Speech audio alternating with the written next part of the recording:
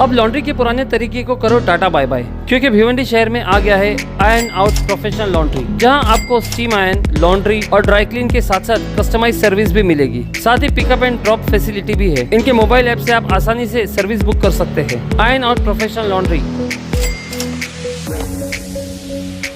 Eight Alight petrol pump, Baghe Firdaus, Bhiwandi.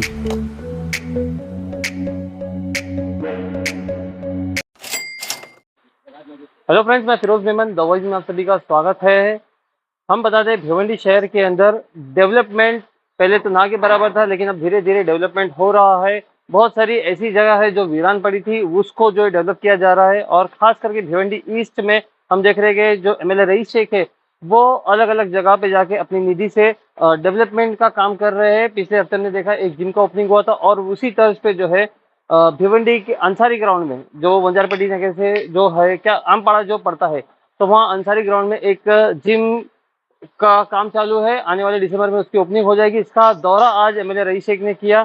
Sunday होने के बावजूद जो है महानगर पालिका के कुछ अधिकारी वहाँ पे दिखे, और उन्होंने उसका पूरा एक आउटले बनाया है कि कब तक जिम ओपन हो जाएगा। उसके बाद में उन्होंने अवचित पाड़ा में जो टर्फ है उसका दौरा किया, वहाँ पे भी टर्फ का काम चल रहा है। फिर वो आए एक हम कहेंगे ऑर्फेन जगह पे, एक ऑर्फेन स्ट्रक्चर महानगर पालिका का जो डिस्कवर हुआ है हाल ही में। ये वर्ड उपयोग करना बिल्कुल दुरुस्त रहेगा, डिस्कवर हुआ है, क्योंकि ये किसी को नहीं मालूम था कि यहाँ पे भिवंडी के अवचित पाड़ा में 34-64 नंबर एक स्कूल है, और उसके ठीक पीछे ये एक स्ट्रक्चर है जिसे लाइब्रेरी वाचनालय का नाम दिया हुआ है, और सिर्फ नाम ही दिया हुआ है, उसके अलावा यहाँ पे कुछ नहीं है। जब महानगर पालिका के अधिकारियों से इसके बारे में पूछा गया तो उनको खुद को नहीं पता है कि ये स्ट्रक्चर कब बन के तैयार हुआ है, और इसका हम कहेंगे कि कंट्रोल क्या है कि इसका क्या काम है, ये किसी को कुछ नहीं पता है। तब यहाँ पे जो है रईस शेख ने इसको इसके ऊपर बात करते हुए यहाँ पे कुछ निधि पास की है, तकरीबन 65 लाख रुपए की, और इसे वापिस से जो है इसको रिसर्च सेंटर बनाने की बात की। यहाँ पे एक 5 लाख रुपए का, सॉरी 5 लाख रुपए करके, और यहाँ पे एक साइंस लैब आने वाला है, फ्यूचरिस्टिक क्लासरूम बनने वाले हैं। बहुत ही शानदार जो है इसका एक स्ट्रक्चर तैयार होगा। लेकिन मैं आपको बता दूं कि इसके पहले महानगर पालिका की जो लापरवाही है वो क्या है, अब मैं आपको बता दूं थोड़ा सा। ये देखिए, ये जो यहाँ पे क्लासरूम है, ये क्लासरूम की हालत जो है, ये हाल बेहाल है। यहाँ पे देखिए, ये लाखों करोड़ों रुपया लगाकर जो है पब्लिक का पैसा इस तरह से वेस्ट किया जाता है कि यहाँ पे बस एक कबाड़ पड़ा हुआ है, मानो कि इसको कबाड़ के लिए बनाया हो।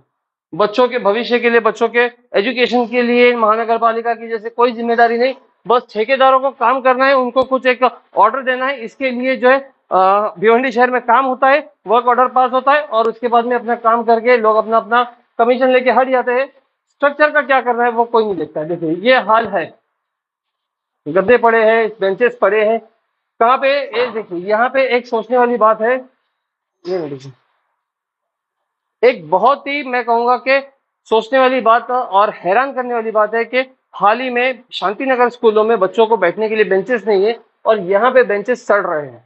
ये महानगर पालिका का, हमारे भिवंडी महानगर पालिका का जो महान महानगर पालिका है, ये उसका हम कहेंगे कारनामा है कि बच्चों को बैठने के लिए बेंच नहीं है, और यहाँ पे बेंच बड़े बड़े सड़ रहे हैं, पानी के अंदर उनको दिमाग खा रहे हैं, लेकिन किसी को कोई फर्क नहीं पड़ता है। देखिए यहाँ पे व्हील चेयर है, आप आईजीएम हॉस्पिटल में जाइए तो आपको कोई व्हीलचेयर नहीं मिलेगी, लेकिन यहाँ पे महानगर पालिका की व्हीलचेयर जो है यहाँ पे सड़ रही है। ये हाल है हमारे महानगर पालिका का। इसके ऊपर हमने एमएलए रईस शेख से बात की, उनका क्या जवाब है आइए सुनते हैं।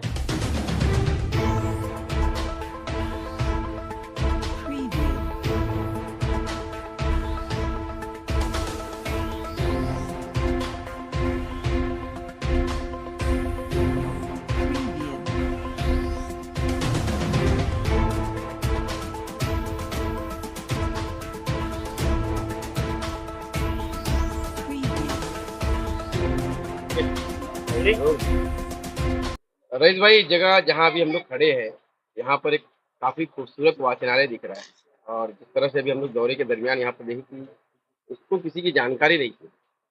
आप जानकारी देंगे, आपको कैसे मालूम पड़ा कितना खूबसूरत वाचनालय यहाँ पर आज पिछले 5 सालों से बंद पड़ा हुआ? देखिए, एक बार पिछले मेरे ख्याल से साल एक रोड इंजीनियर ने यहाँ पे लाके डामर सब रास्ते का फेंक दिया था, तो स्कूल के लोगों ने मुझे फोन किया कि हमारी स्कूल के आंगन में इस तरह से डेब्रीज है। तो मैं विजिट करने आया तो देखा तो ये पूरा वाचनालय इधर था। वो डेब्रीज तो हमने हटाया, लेकिन मैंने फिर पूछा कि ये क्या है, किसने बनाया, कब बना, इसका प्लान है क्या। तो तब से लेके आज तक महानगर पालिका के पास ना इसका प्लान है, ना बता पा रहे कि कब बना, क्यों बना, किसकी निधि से बना। फिर हमने एक काम किया कि भाई इसको अभी ठीक से बनाते हैं, तो एक फ्यूचर के अंदर बच्चे कैसे पढ़ेंगे वैसा एक फ्यूचरिस्टिक क्लासरूम जो है हमने बनाने का सोचा है, जिसके लिए 4-5 महीना हो गया 60 लाख की निधि हमने दिया है।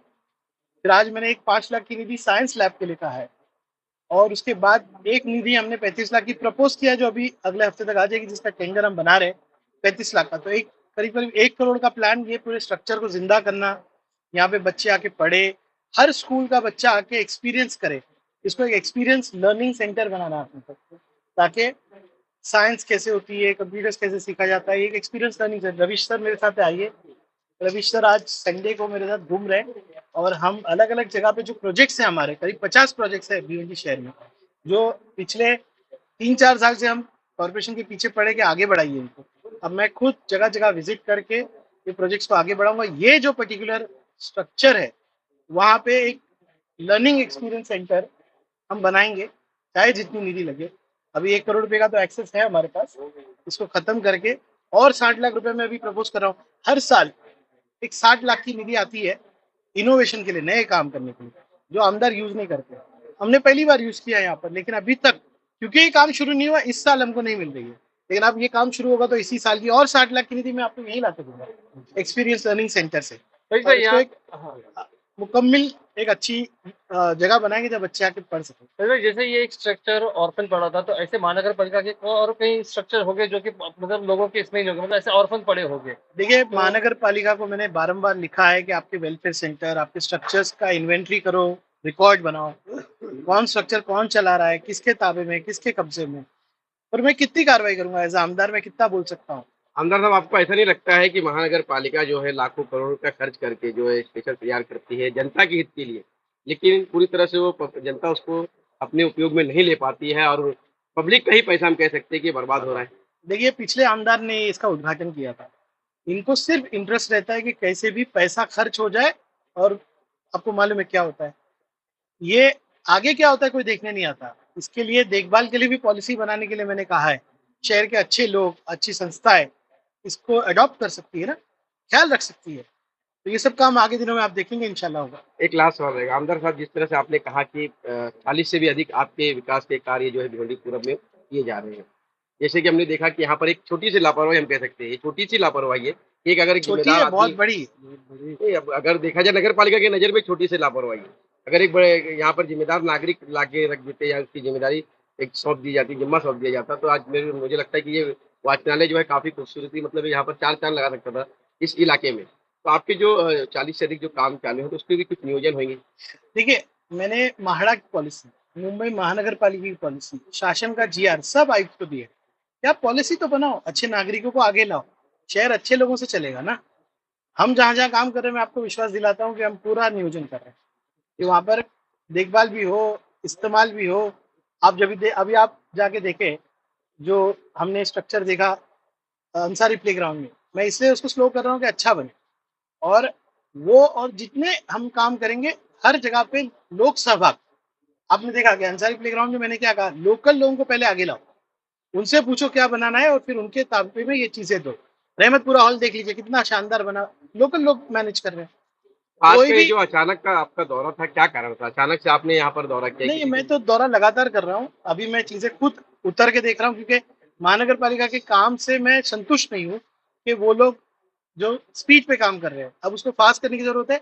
लेकिन फिर भी अच्छी टीम है, सुरेश भट्ट साहब है, वसीम इंजीनियर है, मात्रे, ये सब अच्छी नीयत रख रहे हैं, एक अच्छी टीम लेकर आगे काम करेंगे। रईस साहब, आपने अंसारी प्लेग्राउंड का जो जिम है उस पर विजिट किया, और फिर उसके बाद में टर्फ में विजिट किया उचित पाड़ा में, तो ये कब, इनका क्या स्टेटस है, मतलब कब तक ये रेडी हो जाए? देखिए, एस्टिमेट बराबर बनते नहीं, जो हमारा विजन है वैसे नहीं बनते, तो एस्टिमेट्स को चेंज करके मेरे हिसाब से सारे काम दिसंबर ऑनवर्ड दिखने लगेंगे आपको।